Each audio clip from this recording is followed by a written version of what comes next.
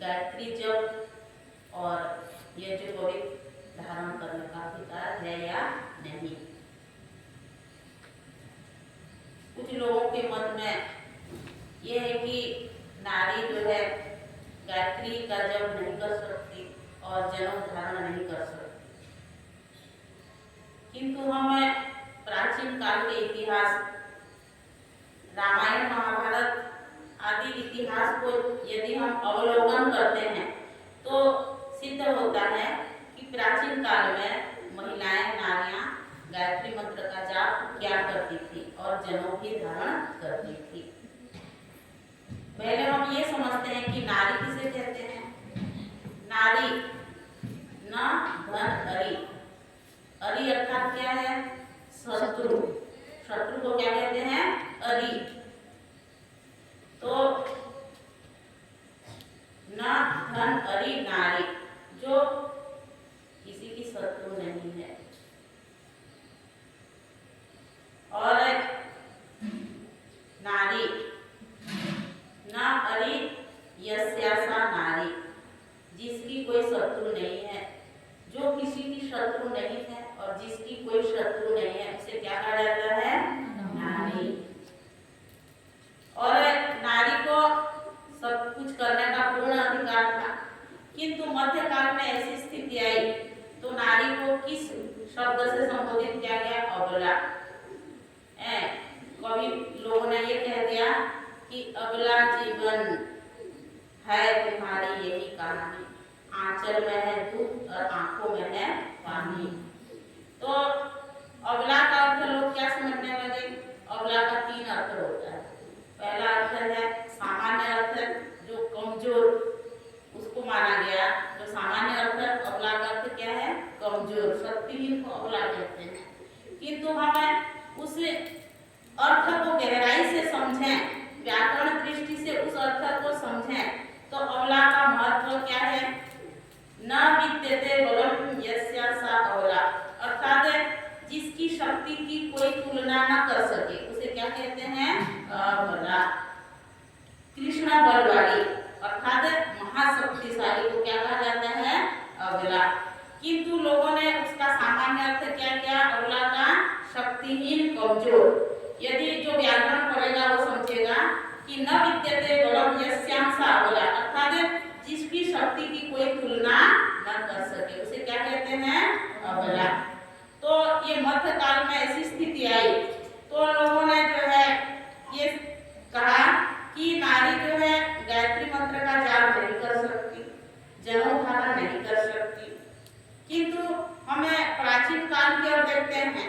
ऋषि दयानंद सरस्वती जी उपदेश मंजरी के 3 व्याख्यान में कहते हैं, देखो प्राचीन काल में नारियां जो है वेद मंत्रों का पाठ करती थी और उनका सामान्य जनों की तरह उनका भी व्रत बंधन, उपनयन आदि हुआ करता था और वे आजीवन ब्रह्मचर्य व्रत भी धारण किया करती थी।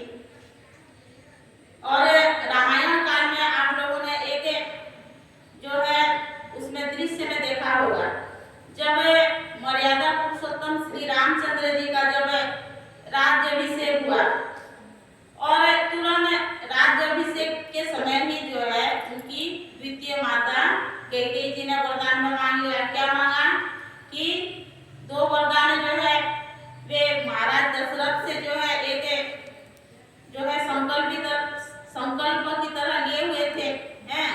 तो उसे उन्होंने जो है उस समय मांगा जिस समय श्री रामचंद्र जी का राज तिलक होने वाला था। क्या मांगा? पहला वरदान कि मेरा पुत्र भरत राम की जगह राजा बनेगा, और दूसरा वरदान है राम कहाँ जाएंगे?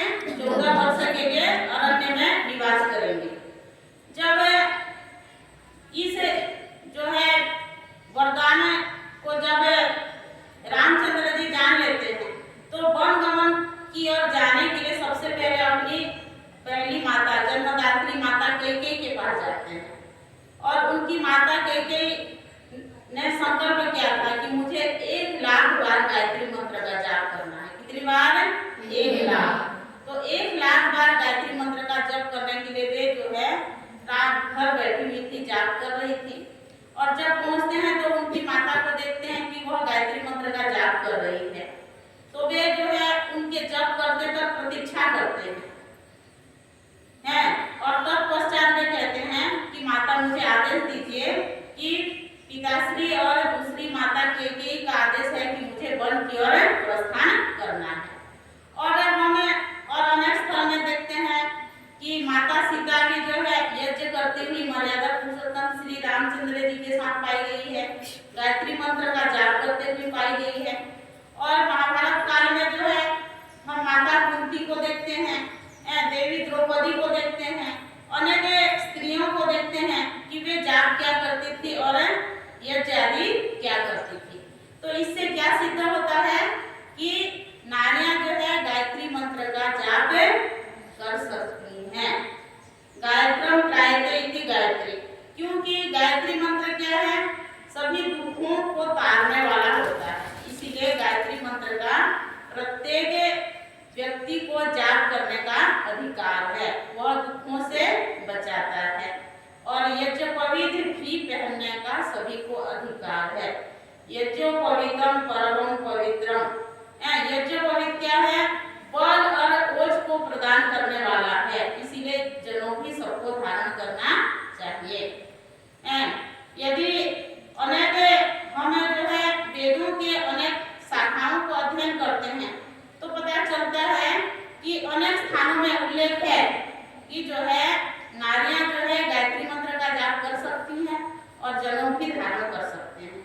जैसे यम संहिता में आता है, पुरा कल्पे तु नारीणाम मोंजी बंधनमिष्यते अध्ययनम तु वेदानाम सावित्री वाचनम तथा।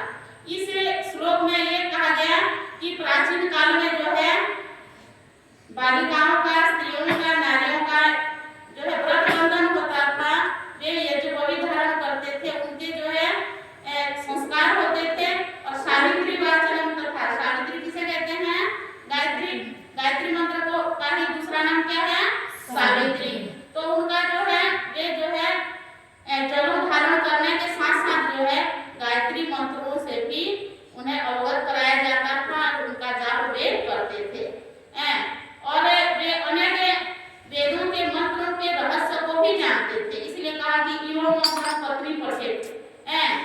इमं मंत्रं पत्नी पठेत का मतलब क्या है, यदि इस मंत्र को स्त्री बोले, ये वाक्य क्यों बोला गया, यदि स्त्री वेद को पढ़ेगी तभी तो उसको आदेश दिया जाएगा कि इस मंत्र को स्त्री बोले। तो इत्यादि उल्लेख से ये सिद्ध होता है कि स्त्री को गायत्री मंत्र का जाप करने का अधिकार था, है और हमेशा रहेगा। इसीलिए किसी के कहने से हमें जो है उस मंत्रों को और उस जाप करने के जो अधिकार है उससे हमें जो है कोई वंचित नहीं कर सकता, उसको हमें नहीं छोड़ना चाहिए।